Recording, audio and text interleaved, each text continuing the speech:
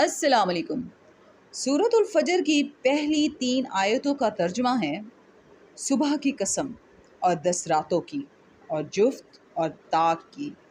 حضرت عباس رضی اللہ تعالی عنہما سے مروی ہے کہ مراد ان 10 راتوں سے ذی الحجہ کی پہلی 10 راتیں ہیں، کیونکہ یہ زمانہ اعمال حج میں مشغول ہونے کا زمانہ ہے، اور حدیث شریف میں اس عشرے کی بہت فضیلتیں وارد ہوئی ہیں، اور یہ بھی مروی ہے کہ رمضان کے عشرہ اخیر کی راتیں مراد ہیں یا محرم کے پہلے عشرے کی، اور یہ بھی کہا گیا ہے کہ جفت سے مراد خلق اور طاق سے مراد اللہ تعالیٰ ہیں۔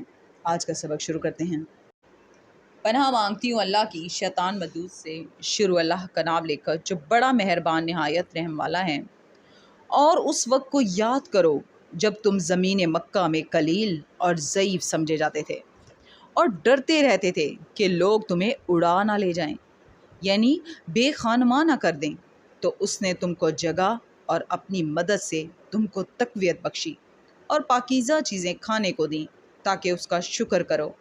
اے ایمان والو، نہ تو اللہ اور رسول کی امانت میں خیانت کرو اور نہ اپنی امانتوں میں خیانت کرو، اور تم ان باتوں کو جانتے ہو، اور جان رکھو کہ تمہارا مال اور اولاد بڑی آزمائش ہے، اور یہ کہ اللہ کے پاس نیکیوں کا بڑا ثواب ہے۔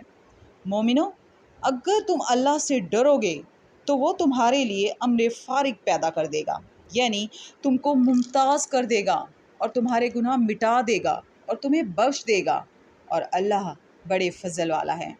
اور اے محمد صلی اللہ علیہ وسلم، اس وقت کو یاد کرو جب کافی لوگ تمہارے بارے میں چال چل رہے تھے کہ تم کو قید کر دیں یا جان سے مار دیں یا وطن سے نکال دیں، تو ادھر تو وہ چال چل رہے تھے اور ادھر اللہ چال چل رہا تھا، اور اللہ سب سے بہتر چال چلنے والا ہے۔ صدق اللہ العظیم۔